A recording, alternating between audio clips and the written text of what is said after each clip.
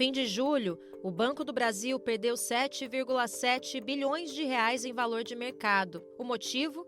A inadimplência do agronegócio disparou, atingindo o maior nível em anos. Em 2024, o setor registrou grande aceleração em pedidos de recuperação judicial, num contexto de juros rurais altos e seguidas perdas nas safras. Segundo o levantamento do Serasa, os maiores devedores são os grandes produtores, com 10,2% de inadimplência, à frente de médios, pequenos e arrendatários. Mesmo assim, os grandes continuam sendo os que mais concentram crédito, terra e benefícios fiscais. Só em 2025, o setor deve receber 158 bilhões de reais em isenções, valor equivalente ao custo do Bolsa Família, que atende mais de 20 milhões de famílias brasileiras. O que a inadimplência dos grandes indica sobre o atual modelo exportador do agro brasileiro, o que mantém a aparência de estabilidade. E com o colapso climático já afetando a produção, quem paga a fatura, o grande investidor ou o pequeno produtor? Olá, eu sou Luana Ibelli, este é o BDF Entrevista. Por aqui a gente sempre tem um bom papo sobre temas atuais com a visão popular, que é a marca do Brasil de Fato. Obrigada para você que nos acompanha no YouTube ou pela rede TVT. Hoje, para a gente falar sobre as dívidas do agro e também sobre o que tudo isso indica sobre o setor e sobre a atual situação do país, eu recebo o Alceu Castilho.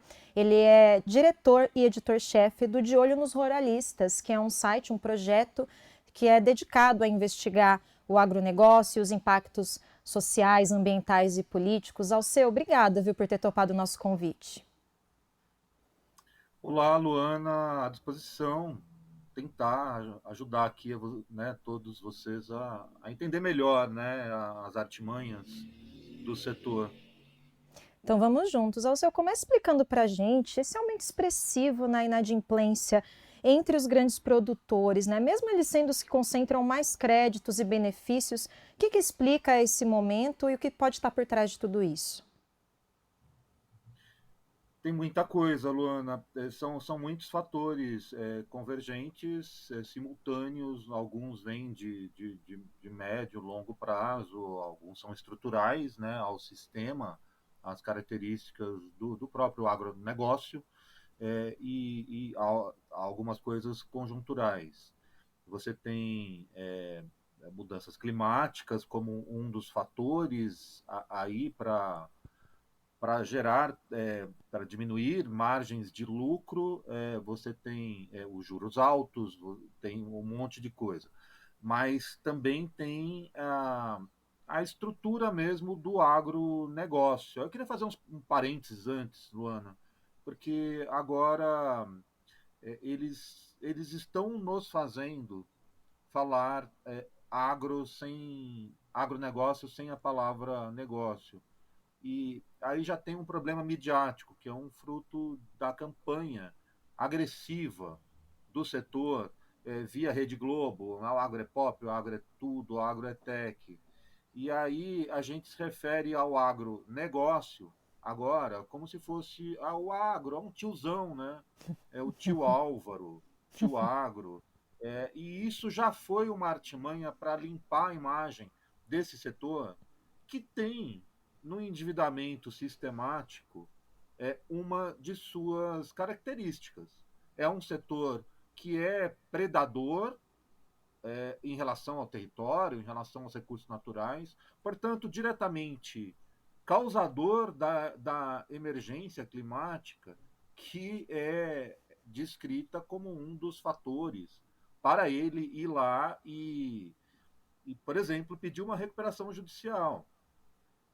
Então, tem uma manipulação, em outras palavras, existe uma manipulação diária do agro negócio que começa nas palavras.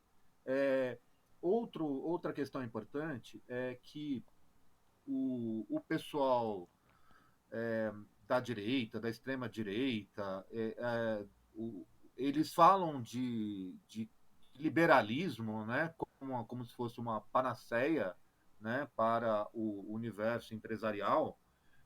Só que o, eles, na prática, eles não adotam os próprios preceitos liberais. O que significa o quê? Quando eles precisam do Estado, eles vão lá. E por isso os aportes bilionários, no limite trilionários para o setor, em detrimento da agricultura camponesa, né, da agroecologia, de outros modos de se relacionar com o território. Quando a gente fala agro sem a palavra negócio, a gente está tirando todas as características do capital aplicadas ao campo. O expansionismo, o expansionismo territorial, que é racista, inclusive, é, a destruição ambiental como uma consequência desse expansionismo e assim por diante. Agora, só para não fugir tanto da questão do Banco do Brasil e tal, por exemplo, aumentaram as recuperações judiciais. Tem aumentado os pedidos de recuperação judicial. Antiga concordata, né? Hoje, recuperação judicial. Bom, boa parte dessas recuperações judiciais, desses pedidos, não é segundo nós, né? Não, segundo discussões no próprio ambiente deles, tá? Tem, tem sido movida por má fé.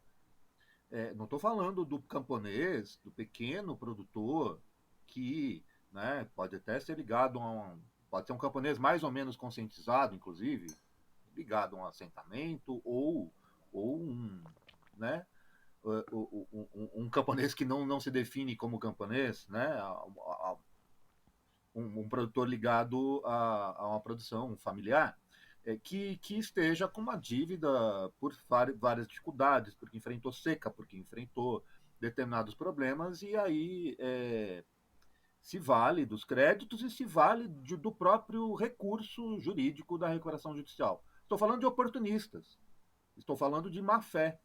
Aí eu vou dar um exemplo. Houve um caso julgado este ano, um pedido de recuperação judicial do Grupo Safras, no Mato Grosso, que é um grupo grande, move bilhões de reais, não é pouca coisa. Isso no município de Sorriso, conhecido como Nortão do Mato Grosso, tá? Uma região já amazônica. Bom, esse Grupo Safras, ele perdeu o direito, né, de recuperação judicial. Por quê? Exatamente porque a justiça considerou que havia números estranhos, havia uma série de elementos ali que caracterizavam que não o caracterizavam um pedido legítimo. A quem pertence esse grupo? Historicamente, a um ex-prefeito de Sorriso, muito poderoso politicamente na região, chamado Dilceu Rossato, que é bolsonarista e se veste de verde e amarelo, e ele aparece em nosso relatório Agrogolpistas como um interlocutor de boa parte dos agrogolpistas que saíram de Sorriso. Sorriso foi o epicentro. A gente está falando de uma das capitais da soja no mundo, tá? Foi um dos epicentros do golpe de 8 de janeiro e seus antecessores. Idas de tratores e caminhões para Brasília, bloqueio de rodovias e tudo. E vários dos nomes que a gente identificou são ligados a esse Dilceu Rossato. O Mato Grosso concentrou o agrogolpismo e Sorriso, dentro do Mato Grosso, concentrou, por sua vez, esse mesmo agrogolpismo. Então, o que eu estou querendo dizer? Estou querendo dizer que, além de tudo, existe uma matriz ideológica. A gente está falando do Banco do Brasil, no Banco do Brasil sob o governo Lula, e não sob o governo Bolsonaro. E volto a insistir que eu não estou falando de um pequeno produtor honesto, de um camponês que esteja se utilizando dos recursos legítimos, né? Eu estou dizendo que tem um caso muito concreto aqui de um grupo que é grande, como você citou na sua introdução, né? Estamos falando de grupos grandes que hoje alguns desses devedores estão se valendo do recurso jurídico para protelar, né, para ganhar dinheiro, para deixar de pagar os credores, é, e assim por diante. Então, a crise do Banco do Brasil tem que ser avaliada em função de tudo que está por trás das dívidas. E o que está por trás das dívidas, no limite, é a lógica intrínseca ao agronegócio. Alceu, aproveito para te perguntar, porque é isso, né? A gente o tempo todo vê essa imagem do agronegócio como estável, como algo que é muito honesto e paga suas dívidas, não é o caso como a gente está discutindo aqui. Então, queria que você falasse se isso tem relação também com esse modelo, que é um modelo exportador, né? Ainda mais nesse momento que a gente está falando de tarifaço. Se fala, inclusive, em planos para socorrer os exportadores. Você acha que essa questão das dívidas, pensando, né, primeiro, o modelo de agronegócio se vendendo como estável, a gente está vendo que está endividado, então isso já quebra, né, essa narrativa.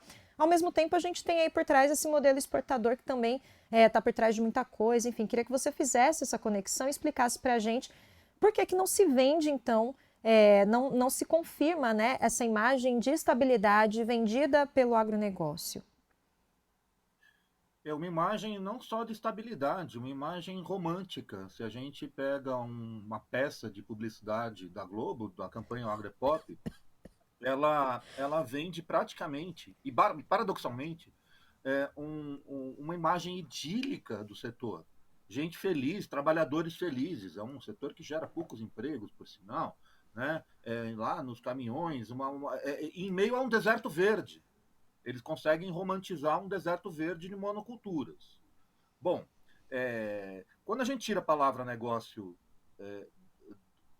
quando a gente tira o negócio da palavra agronegócio, a gente está tirando todo as contradições do capital e os jogos do mercado, que não são nada românticos, as oscilações, né? As conjunturas movidas por especulação, e até por geopolítica, como a gente está vendo agora no caso do Donald Trump. Né? Então, a gente está falando de agronegócio, a gente está falando de um modelo de exportação de commodities. Então, se os preços oscilam, se os preços caem, claro que a margem de lucro vai diminuir. Se a margem de lucro vai diminuir, eles vão se endividar mais e vão se tornar mais inadimplentes. Então, preciso desconstruir esse romantismo, né? Como se esse tiozão, né? O tio Álvaro, o tio Agro, estivesse nadando sempre num céu de brigadeiro. Não.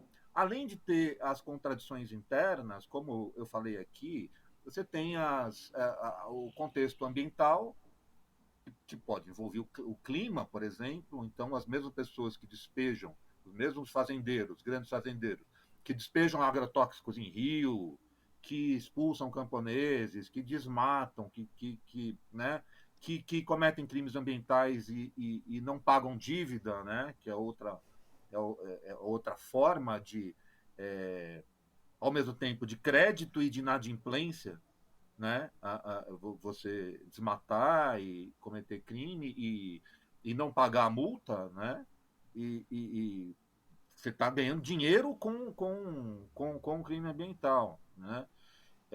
E assim por diante. Você tem um sistema onde esse cara que não vai pagar a multa, ele no limite ele leva vantagem sobre aquele que digamos, que seja honesto e pague a multa, né? O cara cometeu o mesmo crime ambiental, um paga, o outro não paga. Quem é mais honesto, né? Fica até difícil desenvolver em relação a isso. Mas a questão é que é muito difícil de entender, entende? É o quanto o capital está ligado à ilegalidade, a ilegalidades. No caso do campo, isso se torna mais explícito ainda. Primeiro eu vou falar, dar um exemplo fora do campo. Né? Bancos lidam muito bem com dinheiro oriundo de ilegalidade, não é? Tá aí. Esse pessoal não está só com dinheiro no colchão, estão lavando o dinheiro que vai parar nos grandes bancos. No caso do campo, e você tem ainda uma o avanço, né, como eu disse, né, sobre terras onde ainda não existia agropecuária. Essas terras pertenciam a quem? Ou pertencem a quem? À própria União, terras devolutas, terras públicas, unidades de conservação, portanto, né, mais desmatamento, terras indígenas, terras quilombolas, terras camponesas, com expulsão dos povos do campo que estão ali. Então, a gente está falando de grilagem. Na semana passada faleceu o professor Ariovaldo Umbelino de Oliveira, professor de geografia agrária na Universidade de São Paulo. Ele desenvolveu nas últimas décadas um banco de dados incrível sobre o papel da grilagem na formação do território brasileiro. A grilagem eu costumo definir como roubo de terras e não furto de terras, porque é uma aquisição, né, ilegal de terras, movida também por violência. Por isso eu não chamo apenas de furto. Historicamente, tá? Historicamente, particularmente desde o século XIX para cá, desde a Lei de Terras de 1850. E foi assim, foi por expansões movidas por ilegalidade, que eles foram adquirindo essas terras. Essas mesmas pessoas que posam de cidadãos de bem, tá? Aliás, cidadão de bem é uma expressão da Ku Klux Klan, não por acaso. E aí, com tomada de terras indígenas, né? Realmente com um saco profundo de ilegalidades, intrínseco. Então, ou seja, em outras palavras, estamos diante de uma farsa internacional no Brasil, potencializada por uma campanha publicitária. Isso. Em contraponto, e é por isso que eu insisto em não tirarmos mais o negócio da palavra negócio, em contraponto, existem os outros modelos agropecuários, né? O modo de vida camponês, o modo de vida indígena, ou quilombola, a agroecologia, já pensando em um termo mais contemporâneo, mas é um contraponto, é outra forma de lidar com os recursos naturais e com a terra. Com a terra. Em paralelo ao capital, a gente tem a renda da terra como impulsionadora desse expansionismo agrário. E, Só o que você falou nesses daqui a pouco eu acho até contrapontos que a ao gente vai seu. falar de mapa de fome, da fome dá para falar de, É um tema tão de. amplo, né, que entra em tantos detalhes, e aí você trazendo esse detalhe do contraponto entre o agronegócio, os grandes produtores e os pequenos, você já falou um pouquinho no começo da sua resposta da disparidade de investimento, aí eu queria aproveitar para trazer, né, os investimentos do Plano Safra de 2025-2026 ao seu, que está na casa de 516 bilhões para a agricultura empresarial, estamos falando do agronegócio, né, desse que você traz, e 89 bilhões para a agricultura familiar. Também queria te ouvir sobre essa disparidade, né? Por que é tão difícil para o governo equilibrar o financiamento entre essas grandes empresas e a agricultura familiar? Acabou de. A imprensa acabou de divulgar o pacote do governo Lula, mais 30 bilhões de crédito para compensações aí em relação às medidas, ao tarifaço do Donald Trump, né? Então, aí surgem 30 bilhões, né? São 500 bilhões para cá, 30 bilhões para lá. E em contraponto, o Ministério do Desenvolvimento Agrário com verbas muito menores, né? O Ministério do Desenvolvimento Agrário que nem existiu como tal durante o governo Bolsonaro. A gente tem lá um ministro questionado pelo principal movimento brasileiro do campo, né? Que é o Movimento dos Trabalhadores Rurais Sem Terra, MST, e a gente tem, é, que é o ministro Paulo Teixeira, e a gente tem poucos recursos para a agricultura camponesa. Também poderia falar da, da diluição do termo camponês, ou do quanto se evita o termo campesinato, que caracteriza uma agricultura, um modo de vida alternativo ao modo de vida, é, enfim, capitalista, né, do agronegócio. E quando se fala em agricultura familiar, tá, de que família a gente está falando, né? E existe uma tentativa do agronegócio de cooptar setores inteiros da agricultura camponesa, como se fosse uma agricultura ligada a esse tiozão do agro, esse tio Álvaro, Alceu, tio agro, do aproveitando qual esse eu seu falo. comentário, eu até te pergunto, porque quando a gente pesquisa mesmo sobre, enfim, agronegócio, sobre. Tudo vem no mesmo bolo, né? Eles colocam também o agronegócio junto dos pequenos produtores, o quanto toda essa crise está afetando todo mundo junto, mas não é bem assim. É muito importante fazer essa distinção, que é justamente isso que você estava falando agora há pouco, né? Sim, é claro que tem produtores, pequenos produtores, que estão atrelados na cadeia produtiva ao agronegócio, né? São dependentes. Um pequeno produtor de frango em Santa Catarina, digamos, né? Dependente daquela cadeia, né? Aí a gente vamos para a definição antes, né? Que caracteriza um camponês, invocando aqui novamente o professor Arioval Nobelino, né? O camponês é aquele que, no limite, ele pode sobreviver do acesso à terra. A terra. O camponês tem acesso à terra, ao contrário do trabalhador rural. O trabalhador rural apenas vende a sua força de trabalho, assim como o trabalhador urbano. A gente pode sobreviver como na cidade, né? Vendendo a força de trabalho. Se você não é dono do capital, né? Enfim, você vende a sua força de trabalho. E não vai conseguir sobreviver na sua casa, mesmo que você tenha uma casa. Você não vai conseguir produzir a sua comida.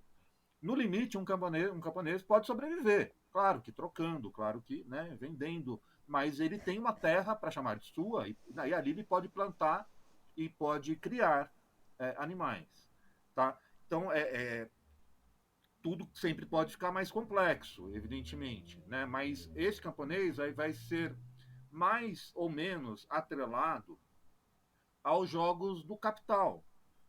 Um movimento campesino articulado, ciente, com consciência de classe, como é o MST, como é o Movimento dos Pequenos Agricultores, o Movimento das Mulheres Camponesas e tantos outros no Brasil, ele vai lidar com outros conceitos de solidariedade, né? Vai procurar créditos próprios para esse universo. É para isso, por exemplo, em tese, que tem o Ministério do Desenvolvimento Agrário, em contraponto ao Ministério da Agricultura, que se tornou, ou sempre foi, o Ministério do Agronegócio.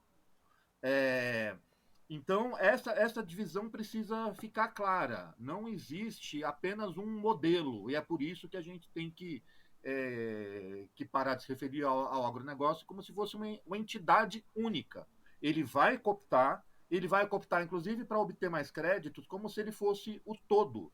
Não é à toa que o agronegócio se define na campanha televisiva como tudo. O agro é tudo. O agro é todos. Eles dizem que quilombolas são agros, que tudo é agro. E aí a gente chega à categoria do cinismo, tá? Quando a gente está aqui no veículo de imprensa, o cinismo é intrínseco à burguesia. Sou eu que estou dizendo, né? Tem um livro que se chama Crítica da Razão Cínica, que não é marxista, tá? Que explica bem tudo isso, né? Peter Sloterdijk, que é um filósofo alemão. E o cinismo ele é intrínseco. Cinismo é mais do que hipocrisia. É um jogo que envolve o poder coletivamente e mentiras passadas ao longo dos séculos, sucessivas. A gente fala hoje de fake news, não é fake news. É, é fake tudo, fake theory. A teoria é falsa, todo o sistema de pensamentos é enganador, manipulador. No direito, utilizando-se do direito e da imprensa para manipular. Por isso a importância de imprensa alternativa, como o Brasil de Fato, como De Olho nos Ruralistas e tantos outros. Porque a gente tem outra embocadura em defesa dos trabalhadores, em defesa dos povos do campo, em defesa do ambiente do planeta, por exemplo, não é? Eu falei de mapa da fome agora, há pouco. É um termo, é uma expressão que ganhou força, né, pela FAO, né, pela ONU, e a gente não. E que bom, né? O Brasil saiu do mapa da fome, por exemplo, no governo Bolsonaro, e voltou, é, entrou no mapa da fome durante o governo Bolsonaro, né? E saiu do mapa da fome novamente durante um governo Lula, Luiz Inácio Lula da Silva, agora. E agora, para ter essa notícia, alguém criou a expressão mapa da fome, mas a gente não fala de mapa da desigualdade. O Brasil está em qualquer mapa da desigualdade, está em qualquer mapa de morte no trânsito, está em qualquer mapa de violência, não é? Mapa de concentração de terra, mapa de concentração de renda. Então, cabe à imprensa brasileira, um dos papéis da imprensa brasileira, via jornalismo e via publicidade, e publicidade disfarçada de jornalismo, fazer de conta que a gente não tem um sistema agrário extremamente desigual, concentrador de renda e de terras. E essas pessoas que concentram essa terra e essa renda são as que desmatam, são as que cometem violência contra camponeses, contra ambientalistas, etc. E são as que se valem de dificuldades do pequeno agricultor, do camponês, para dizer que todo mundo está em dificuldade e aí abocanham a maior parte dos créditos a partir da própria chantagem política estrutural, via bancada ruralista, via frente parlamentar da agropecuária, via centrão, os chantagistas que dão golpe e conseguem ministérios e mantêm a faca no pescoço de qualquer governo de plantão e qualquer presidente da Câmara de plantão. É um sistema que é econômico, que é político e que é cínico. Pois é, Alceu, vou aproveitar que você falou em golpe, né, e acho que você fechou muito uma questão, que eu ia fazer uma pergunta e você já fechou, né, sobre a questão de que são os pequenos agricultores, os quilombolas, enfim, as populações vulneráveis que sofrem mais os impactos de tudo isso que o agro faz, mas é o agro que sai como a grande vítima, que precisa de financiamentos, enfim. Mas já que você falou de golpe, eu quero falar justamente da investigação que vocês têm feito agora, né, no De Olho nos Ruralistas. Você já trouxe um pouco desse panorama ali no começo, né, da nossa conversa. Queria te ouvir sobre isso, porque, ou seja, não tem dinheiro para pagar as dívidas, mas tem dinheiro para financiar golpe no Brasil, né? Então, como que é esse contraste também, né? O dinheiro parece que não está faltando para financiar, para acabar com a democracia. Enfim, queria que você falasse um pouco dessas descobertas, dos principais destaques, né, do que vocês têm investigado nesse sentido.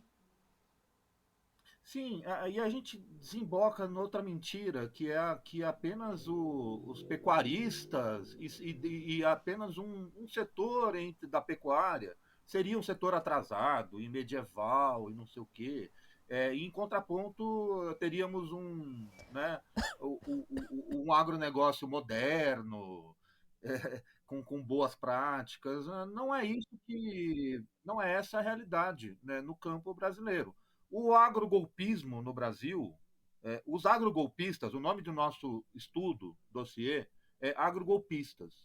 E a gente fez um vídeo recentemente também falando desses agrogolpistas, contando quem são eles, tá? A gente reuniu as investigações em curso sobre quem participou do 8 de janeiro, quem mandou trator para os 7 de setembro golpistas, quem bloqueou rodovia, quem financiou picanha em quartéis.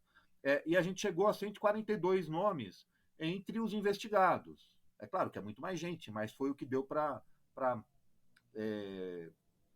cravar a partir de documentos públicos, de CPIs, de investigações no Supremo e tal. Esses agrogolpistas são da soja, eles não são majoritariamente os da pecuária. Eles são da soja e são do Mato Grosso, e dentro do Mato Grosso, como eu disse antes, são do Nortão, são da região de Sorriso, região de Sojeiros, região que recebe créditos, né? E como eu disse aqui, de um ex-prefeito agrogolpista, tá? Ele não está nessa lista, mas é um agrogolpista também, o Dilceu Rossato. que entrou nessa história aí de uma recuperação judicial curiosa, né? Que não foi reconhecida pela justiça. Então, assim, a gente detalha quem são esses senhores, dá até para falar só no masculino aqui, uma ou outra senhora por aí, que financiaram o golpe. O dinheiro veio de onde? Bom, eles são grandes, apesar, né, eles obtêm créditos. Esse mesmo pessoal obtém créditos. No limite, a gente pode raciocinar que parte do dinheiro que vai para créditos, que vai para a produção, para a compra de equipamentos que chegam também por emendas parlamentares, né, por orçamento secreto, distribuição por deputados alinhados. Esse dinheiro vai parar em picanha, em deslocamento de tratores e caminhões, foi parar em bloqueio de rodovias no dia 30 de outubro de 2022 e nos dias sucessivos. Né? Aquilo não foi uma paralisação de caminhoneiros, como também mentirosamente boa parte da mídia tentou nos fazer crer. Eram empresas de logística e do agronegócio, até porque eram muitos tratores, né? O caminhoneiro com trator. E a gente demonstra nesse relatório, inclusive, que essas empresas de logística são também de propriedade dos empresários do agronegócio, dos latifundiários, dos fazendeiros, né? E não da categoria profissional dos caminhoneiros, dos trabalhadores caminhoneiros, né? Então é um conjunto de mentiras, né, que está ligado ao setor. Agora, tem muito mais coisas em nosso relatório. A gente fala dos históricos, claro, de desmatamento, de crimes ambientais, de trabalho escravo, de todo o pacote de horrores que costuma estar vinculado aos grandes produtores, aos grandes fazendeiros, ao que se chamava no século XX de latifundiários, tá? Porque antes se usava a palavra latifúndio, se usavam as palavras latifúndio e latifundiários para descrever essa gente. E essa palavra era mais precisa. Depois passamos a falar de agricultores, passamos a falar de agropecuária, e ato contínuo, já neste século, de agronegócio, e logo vieram cortar a palavra negócio. Então, assim, a manipulação também ocorre a partir de palavras. Vou falar outra manipulação a partir de palavras. Invadir e ocupar. Eles acusam quem ocupa a terra, quem ocupa de forma legítima terras, tá? Ocupa, inclusive, latifúndios improdutivos, latifúndios originários de crimes, de tráfico, de corrupção, inadimplentes e tudo. Eles acusam os movimentos do campo de invadir, eles usam muito esse verbo. Aí, quando esses mesmos senhores, alguns deles deputados, invadem a mesa diretora da Câmara, não aparece um veículo na gloriosa imprensa brasileira comercial para dizer que eles invadiram a mesa diretora. Não usam o termo invadir quando se trata de patrão, né, de dono do poder. Imagine se deputado de esquerda tivesse feito isso, né, lá na mesa diretora. Então, agora, isso acontece diariamente no campo para demonizar os trabalhadores rurais e os camponeses, como se fossem ilegítimas as reivindicações e as políticas deles. Bom, mas voltando ao relatório agrogolpismo, a gente tem um vídeo no nosso canal, é o segundo vídeo mais visto do nosso canal já, tá? Quem são os agrogolpistas, está lá na principal plataforma de vídeos, né, entre as Big Techs, canal do De Olho nos Ruralistas, que a gente conta ali didaticamente, a gente procura contar didaticamente com imagens e sons, quem são esses senhores. E as imagens são de guerra, né? Ocupação por tratores, tem uma face logística nisso tudo, tá? São fazendeiros, foram fazendeiros do Mato Grosso, Goiás, Bahia, de um certo entorno do Distrito Federal, que com poder logístico, eles também são donos de concessionárias, são concessionários de rodovias, tá?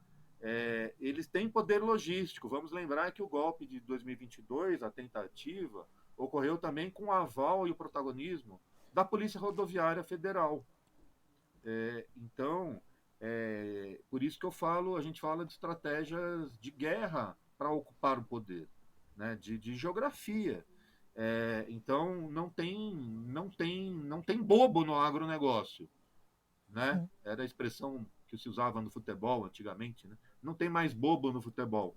Nunca teve bobo no agronegócio. E esses espertos e espertalhões, eles buscam atingir, manter e ampliar o poder a qualquer custo. Poder Uhum. local, poder federal Alceu, e e mais terra. aí eu acho que é um problema estrutural, acho que você trouxe muito amplamente, né, toda essa visão, e aí para a gente já ir finalizando, eu gostaria de te perguntar como avançar efetivamente, porque aqui a gente está falando não só de destruir, né, esse modelo que tem impactado, que tem destruído muitas vidas e gerado esse ciclo, né, ou seja, o ciclo de colapso ambiental, de abusos, de corrupção, mas a gente também precisa investir naqueles modelos que realmente podem alimentar o país, né, modelos mais justos socialmente para todo mundo. Como que a gente pode avançar nisso, pensando nesse governo atual, né, tem sido difícil avançar com algumas pautas, como você vê isso e como a gente pode realmente mudar a lógica de pensar, beneficiando mais, né, agricultores, os pequenos agricultores, quem está pensando a terra pelo lado da justiça social mesmo? tem uma questão que é da invisibilidade, tá? Todo esse poder que eu descrevi, né? Enfim, é um poder territorial, é um poder político, é um poder econômico, é um poder midiático. Interessa a esse sistema tornar invisíveis os camponeses, tornar invisíveis as mortes de trabalhadores rurais no campo, que são terríveis, tá? Eles morrem esmagados em silos, moídos literalmente por máquinas de cana em usina e assim por diante. Então, assim, eles tornam invisíveis as lutas do campo. A invisibilidade dessas lutas nos ajuda a entender por que um governo de origem à esquerda ele também mantém um ministro do desenvolvimento agrário que não é respeitado por, hoje pelos camponeses, não é respeitado, né, não tem o aval do principal movimento no campo brasileiro, que é o MST, entre outros. E porque um governo de coalizão ele precisa atender o clamor midiático também, né? E que se manifesta diariamente nos jornalões, eles agendam o poder. Então, a resposta que eu dou a você passa pela necessidade de tornar menos invisíveis as lutas no campo e as notícias relacionadas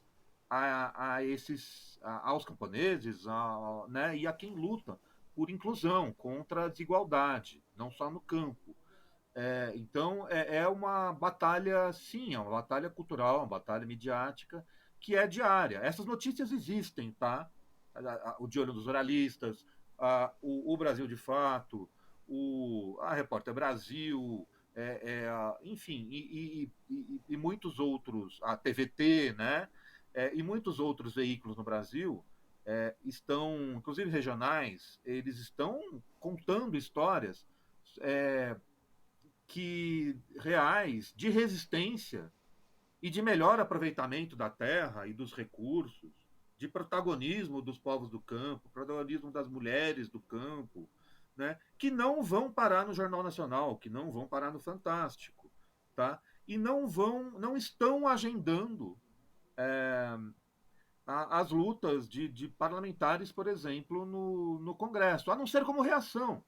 Então, quando tem uma CPI do MST, aí tá, aí deputados do PT, do PSOL, né, de partidos de esquerda, da centro-esquerda à esquerda, eles se mobilizam e buscam, inclusive conosco, informações. Olha, o que está acontecendo, né? Enfim, buscam com o MST as informações para contrapor as mentiras da bancada ruralista. Então, uma das tarefas mais urgentes, respondendo a você, é tornar essas lutas e esse cotidiano. Não é luta, não tem gente armada, né? Não do nosso lado, quem está armado são eles, são os latifundiários, né? Tornar essas lutas, essa gente com a mão na terra, ou máquina na terra, que seja, mas torná-los visíveis, para serem percebidos, inclusive pelas massas urbanas. Boa parte das massas urbanas, nas periferias, inclusive, nas comunidades ou favelas, né, que é fruto de migração de povos do campo que foram expulsos literalmente a bala, tá? Ou expulsos por falta de crédito. Olha como as pontas se juntam todas, né? Do início desta conversa, né? Se os créditos foram para os grandes, né? Se o cara foi expulso, nem se discute. Mas não necessariamente ele foi expulso por um pistoleiro, por um jagunço. Ele foi expulso pela falta de oportunidades, por não terem sido oferecidas a ele, camponês, as mesmas oportunidades que o grande teve. E aí ele vai para vender a sua força de trabalho na cidade e morar nos lugares possíveis, né? Então, por isso que movimentos do campo como esse, MST, tentam promover a volta, né, do trabalhador para o campo e lutando pelo direito à terra, para ele não ser só um trabalhador, mas para ele ser um camponês, né? Um proprietário, um pequeno proprietário de terra, não somente numa lógica individualista, isso caracteriza também o campesinato, numa lógica de compartilhamento, e com compartilhamento de terras, inclusive, né? Com comunidades inteiras, faxinais no sul, fundo e feixe de pasto em Minas, na Bahia, extrativistas na Amazônia ou fora da Amazônia, eles trabalham com outra lógica de um acesso coletivo a determinados recursos naturais. E essa não é a lógica burguesa, individualista, né, predadora. Por isso que a gente precisa retomar a palavra negócio do agronegócio, para voltar a falar de capital, para voltar a falar das consequências de tornar tudo um negócio, tornar recursos naturais negócio, consequências climáticas, consequências desastrosas para o próprio planeta no limite. Então a gente não está falando só de inclusão de classe, a gente está falando de combate a um modelo que destrói o planeta. Alceu, fundamental essa conversa, fundamental você ligar todos esses pontos para a gente entender com profundidade esse assunto. Muito obrigada, viu, pelo papo de hoje. À disposição e tal. Por favor, nos sigam nas redes, particularmente no nosso canal de Olho nos Ruralistas.